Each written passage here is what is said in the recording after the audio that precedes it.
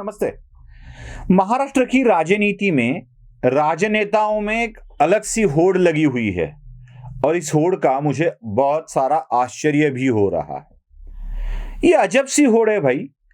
खुद को गुनहगार साबित करने की होड़, खुद को अनेक उलझनों में फंसाने की होड़ आजकल लगी हुई है। अभी अभी कल ही में एक बहुत बड़ा निर्णय न्यायालय से आया है। उसमें एक एमपी जो राजेंद्र गावित है, पालघर से शिवसेना के एमपी है, उनको न्यायालय ने एक चेक के मामले में दोषी पाया है। सजा भी सुनाई है, 1 साल की सजा सुनाई है। हालांकि उनको अभी जमानत पर छोड़ा गया है और आगे के कोर्ट में जाने की सहूलियत दी गई है, लेकिन सजा फरमाई गई ऐसे अभी राजेंद्र गावित और एक हो गए हैं। इसमें और कितने लोग हैं देखिए जरा।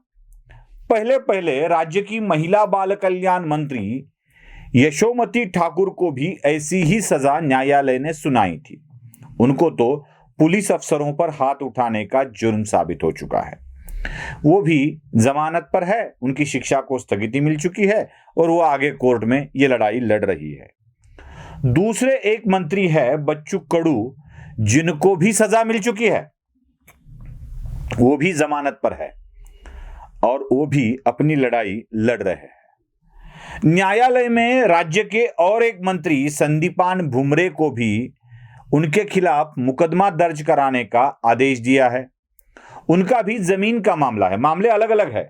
यशोमती ठाकुर पुलिसों के साथ उलझी, ये मामला है। बच्चू कडू ने अपना हलफनामा ही गलत लिखा था, ये मामला है। भुमरे के ऊपर जमीन हड़पने का मामला है। तो और एक एमपी राजेंद्र गावित, इनके ऊपर चेक का अनादर करने का मामला है। अब शिवसेना, कांग्रेस और ये सरकार में शामिल सारे मंत्री एक एक तरह से अटकते हुए जा रहे हैं। क्या ये सरकार इसी तरह के काम कर रही है कि उनके मंत्रियों के खिलाफ ही मुकदमे दर्ज हो रहे हैं? एक एक मंत्री तो जेल में जा रहे हैं। अनिल देशमुख की ही बात ले लीजिए। अनिल देशमुख 3 महीनों से जेल में है। 3 महीनों से उनको किसी भी कोर्ट से जमानत नहीं मिल रही है। अब यह जमानत न मिलने का कारण क्या हो सकता है? क्या यही सरकार की नीति है? क्या अपने ही मंत्रियों को, मतलब यशोमती ठाकुर को सजा हुई, बच्चू कडू को सजा हुई, इनके खिलाफ मामला दर्ज हुआ भुमरे के खिलाफ, ये भी अभी अनिल देशमुख भी जेल में है, एक एमपी के खिलाफ भी सजा सुनाई गई। ऐसे कितने मंत्री और एमपी है जिनके खिलाफ सजा सुनाई गई है या उनके खिलाफ मुकदमा दर्ज कराने का आदेश न्यायालय द्वारा दिया गया है? ये सरकार के इन इतने सारे लोगों पर इतने सारे इल्जाम लाना और उनको सजा होना या न्यायालय द्वारा कुछ आदेश दे दिए जाना, ये बिल्कुल सरकार की नीतियों को स्पष्ट करता है। तरह तरह के आरोप इस सरकार के मंत्रियों पर लगे हुए हैं। महिलाओं के शोषण के आरोप भी लग चुके हैं। यहां तक कि वन मंत्री संजय राठौड़ को अपने पद से इस्तीफा देना पड़ा है। उन्हीं के कारण एक लड़की ने 2 मंजिला इमारत से कूदकर खुद को खत्म किया था। उसकी आत्महत्या को संजय राठौड़ को ही जिम्मेदार ठहराया जा रहा है। उनको अपने पद से इस्तीफा देना पड़ा है। इसी सरकार में शामिल राष्ट्रवादी कांग्रेस पार्टी के युवा शाखा के अध्यक्ष महबूब शेख को भी इसी एक यौन शोषण के मामले में उनके खिलाफ रजिस्टर्ड है, क्राइम रजिस्टर है। और एक मंत्री है धनंजय मुंडे, उनके खिलाफ भी यही कंप्लेंट्स आ रही है। उनके खिलाफ तो 2 महिलाओं ने कंप्लेंट की थी, एक ने वापस ली, दूसरी की कंप्लेंट चालू है। इसी सरकार के प्रवक्ता है संजय राउत, उनके खिलाफ भी महिला के शोषण का आरोप लग चुका है। मुझ पर यह रखा जा रहा है, नजर रखी जा रही है, मेरे फोन टैपिंग पे लगाए गए हैं, मेरे ऊपर पुलिस द्वारा दबाव लाया जा रहा है। ऐसे आरोप भी उस महिला ने संजय राउत के ऊपर लगाए हुए हैं। अब संजय राउत, धनंजय मुंडे, महबूब शेख, संजय राठौड़, ये मंत्री और सत्ताधारी पक्ष के कार्यकर्ता यौन शोषण या महिलाओं का शोषण इसमें लगे हुए हैं। अब ईडी की बात की जाए तो कितनों के पीछे ईडी लग चुकी है। ये तो अपने पहले देशमुख जी है ही है, संजय राउत के पीछे भी ईडी लग चुकी है। मुंबई के एमएलए प्रताप सरनाईक के पीछे ईडी लग चुकी है। अनिल परब की पीछे ईडी लग चुकी है। अनिल परब का मामला तो मुकदमा रजिस्टर होने में भी लगा हुआ है। अमित देशमुख की भी ईडी द्वारा इंक्वायरी हो चुकी है। राउत की इंक्वायरी हो चुकी है। एमपी भावना गौड़ी की इंक्वायरी हो चुकी है।